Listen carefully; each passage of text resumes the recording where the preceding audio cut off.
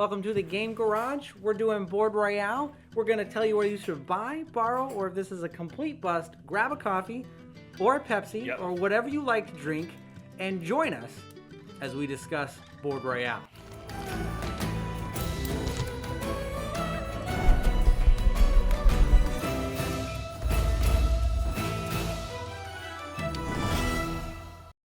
This really begs the question, do you like games where you're playing against the other players? Because believe me, when you sit down to a game of Board Royale, you are playing against each other. And honestly, it gets very personal very quickly. Yeah, so we call this, at least I do personally, a mean little game.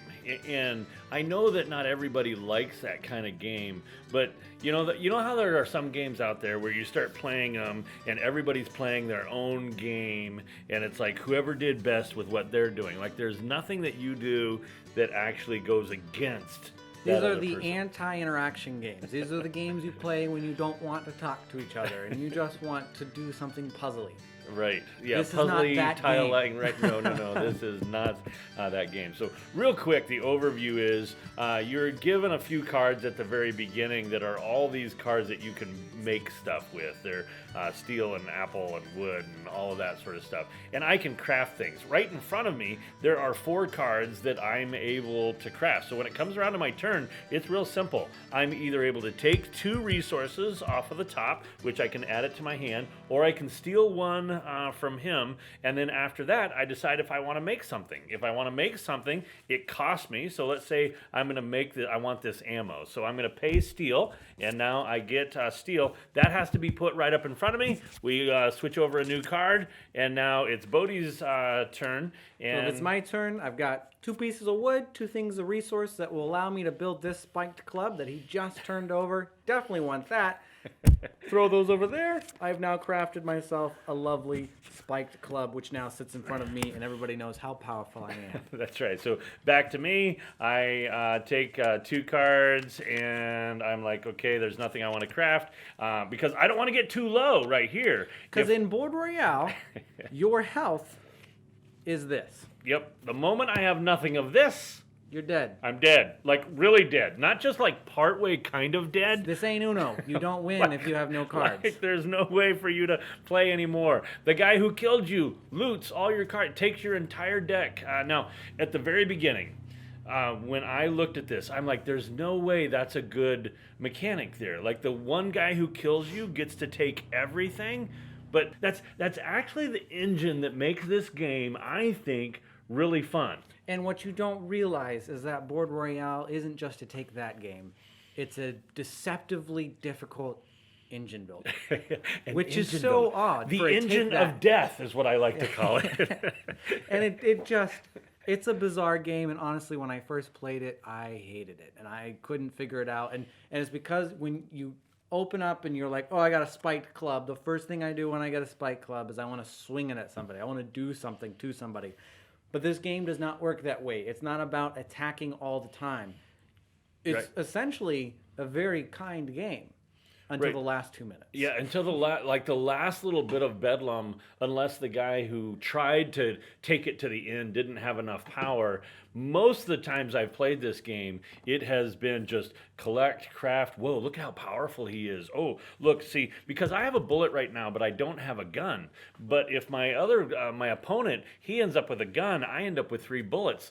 I'm now kind of like bait. He's like, I want all of his bullets. You cannot use the gun unless you have the ammo. But the moment a guy with a gun starts getting ammo, everybody at the table starts getting nervous. And he gets a target on his back. And so that to me is where you get this whole power and perception management. You've got to manage how powerful you are, but you've also got to manage how people perceive your power to be. Right. If you go get like the very best card out there and all of a sudden you've got this massive hand, now it's not me against one other person. It's 3 against 1.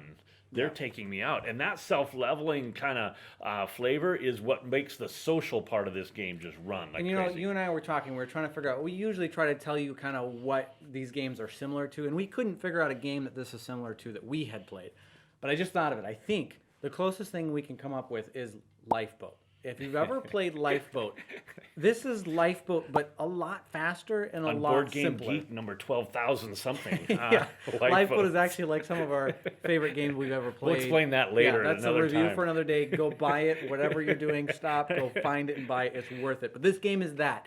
You are trying to get powerful without anybody knowing it. And you've got to like peak at a certain time, because when you're set to go okay, I've got this power, I've got this ability, then I've got to take that player out before he takes me out. If I take that player out, now and I combine our resources, I can probably take that player out, but boy, he's going to really weaken me. Do I have enough to run the whole table? And if I don't have enough, I probably need to wait. But that other person's looking at the same way. He says, oh, if I don't take him out, he's going to take me out.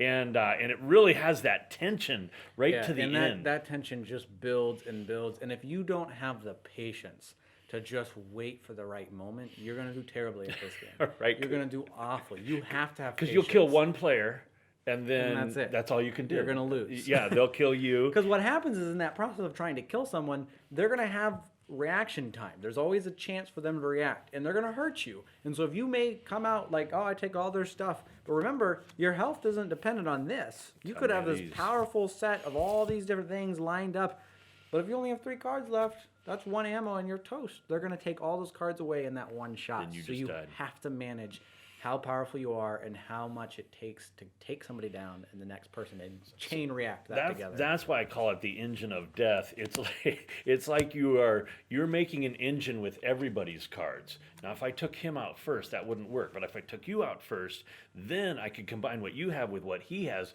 with what I have, and now that engine is enough to run the table all at that one time. And really, that's to me what I like what I love about the game is that it's so simple. You're drawing cards, crafting cards, but it retains the complexity of interpersonal relationships that a game like Lifeboat or a game that has a lot of negotiation and trading and take that to it. It takes all that complexity and it boils it down to a really simple mechanic. And you don't, this disappears and it becomes, that's why it does feel so personal, is because this game disappears and the cards you're using disappear, and it becomes a very pointed at different people trying to manage the table's interactions. But if you're good friends, it's great fun. I mean, It's it a lot really, of fun. really is. One of the things I like about the game, I can find one of the cards. They have these cards in the deck that make up these little rescue cards that if you can put 10 points together or a set, most of the things that you're crafting are survival things. They are weapons and things to help you survive the island.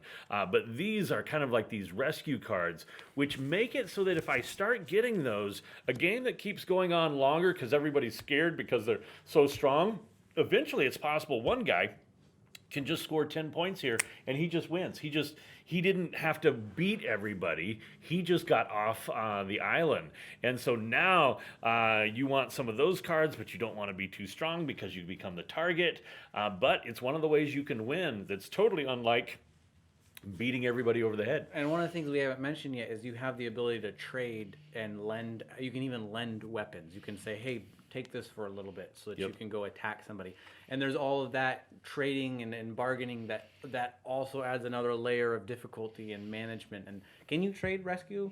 Yeah, cards? I think you can trade almost anything as long as it's in your turn. They're very specific about you can't, how you do that. But it is a ton of debate back and forth as to who can win. And I have not been able to predict the winner on this one. Yeah, and it's just an unpredictable game because the chain reaction, you don't know when somebody at the table thinks they're going to, you have a good idea, but you just never know what they're going to choose. And when they choose to go after it, it is a massive domino effect of who's going to get involved and what fights, and then it just kind of all collapses on itself, and that's fun. That's just really fun. And at the end of the game, you're kind of like, wow, I just didn't think you were going to make that run. And, they're explaining why they made that choice or they made that decision. So this is one of those games, and it's probably why I like some of the Take That games and some of the mean little games, is that the true fun of it is making choices. And when I make a choice, now that other player plays and makes a choice against me. It's not just I'm playing the artificial intelligence of the board. I'm now playing another intelligent player who can decide what he wants to do or how he wants to react to that. And for me, I love social interaction. I love playing the people. I don't mind a game where I have to play the board, but when I get to really work at kind of how am I going to shape how people view me so that they're willing to let me get by with certain things, and how can I point fingers without being obnoxious but still convincing? Like, I got to persuade people to attack them. He's always pointing them at me. He's like, you got to go get Dad. Look at all his power over there. And I'm like, I have 2 little cards. Just look at me. I mean, you got to do what you got to do, right? I can blow up the whole island with these 2 little cards, but that's what makes this game fun. It's just persuasion and communication and social interaction at its best. Yeah. Now, negative for me is that a couple of the expansion decks. Now, the NSFW, I don't like that expansion deck at all. That's just me. I don't play any part of that. But they have a military deck that's there, and I love some of the cards. This one's a ceasefire. They have another one, a mine that actually gets hidden in this deck, a cluster grenade. So they've got some over the top, like, whoa, that's really cool. And I haven't played with this deck yet, so I don't really know much about it. The one thing I don't like, they have a couple of them like a laser pointer that goes on your gun and a hardened grip, but these cost like 3 cards and they don't make your gun that much better. To me, these are all overpriced, and they kind of clog up this deck right here. Yep. And if I were going to play this game a bunch, I would take the core deck is strong. I mean, on Amazon for just $35 or something like that. Well worth it. The base deck is great. If I'm going to add these expansions, I'm going to go through it and just pull out 5 or 6 cards out of it. Now, it's still worth it to have some of those really unique cards. And that's that the show beauty. If you read some of the rule books and how they do expansions, and really in general, this little rule book right here gives you so much agency. It gives you so much choice. It allows you to say, hey, you don't like that, don't do it. Yeah. You want to pull House that rules. card out? Yeah, they encourage you to make those house rules, and so you can kind of mix and match, and there's no number that has to be met. And I love that. I don't have to have 50 cards in this deck. I just put the cards I like and pull the cards I don't. And I think that actually opens up so much replayability where I can just go through and I say, I want a really aggressive round where I just want so much chaos. So you're going to pull out all the boring things. You can even pull out the rescue items and say, we're doing pure attack. And that's fun. That allows you to customize each game to however you want it to play. Yeah. The one of the things that we played a while back, Bodie and I played with some other folks, and because you're playing a game that has a structure, but you're really playing the decisions that you know they're going to make, it's almost like you can predict, oh, that's that kind of player, here's the way they're going to play. You watch, 8 cards into it, here's what they're going to do. Yep. Sure enough, exactly what we had thought might happen does, and that's because in this game, you're not really playing as much the game as you are playing the other players. And for me, that's what makes every game unique and different. Right, and that's what keeps me coming back to a game. That's what makes me want to keep playing, because I just don't know what's going to happen. It's unpredictable. So bottom line, buy, borrow, or bust on this one. Absolutely. For $35, I mean, why have you not bought it already? We've talked about it for the past 10-ish minutes. Go buy the game. It's just totally worth it. And we both own it. And you know if we both own it, it's a good game. That's because we both know that we can pull it out so quickly and just play a 30-minute round. And about it's as fun. fast as I can get this game out of the box, I can hand people cards, and I can say, here's how this game works. When cards turn over in the center, then I can explain what that card is and what makes it powerful and what makes it don't. I don't have to explain all that stuff. So for me, this is a buy, and this is the way you play a 25-minute, 30-minute game before you play big games. Yeah, and we talk about this often. We need that brain break, especially our tendencies, because we don't have a lot of time during the week to play. We usually wait till a vacation, and then we just play a ton through. This vacation, we just played a bunch of Gloomhaven, so we didn't get the other review on that check one. that review out. But what we end up doing is just playing these really difficult, big. We love big box games. We love hours of gameplay, but at some point, your brain is just fried. And this is the game. You go, hey, you want to play a game? You want a round? Let's just throw a round in there, and we'll see what happens. And it allows you to kind of relax and make really simple decisions. Light strategy, tells a story. Yeah, it tells a really fantastic story. Now, we haven't played it at 2 We players. haven't played it too. We were might tempted do that to do today. that here.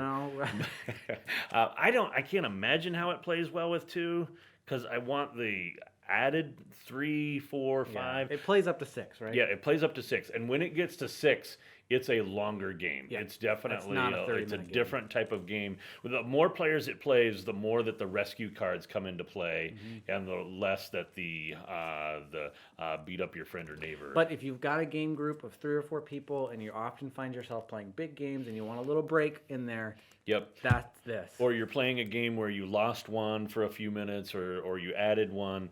This is a great way to play. So it's a buy. It's a big buy for me, and I think you'll enjoy it. I Not think a the well-known only game. way it's not a buy is if you don't like Take That. If you don't like Take That, I would put this in not even borrow. I'd put this in bust. If you're not into personal like If you tension, don't like to play against players, Yeah. like you want to do your own. If you really like Azul, don't get this game. this game might not be. Though for I you. do really like Azul, so I like Calico and Azul. we haven't but played Calco again. We need yeah, to. we need to play that one. We need Maybe to we have bring to that one to review the that one. table. Yeah, we'll talk about that again. So, but if you like to play other players and play against them, buy this one.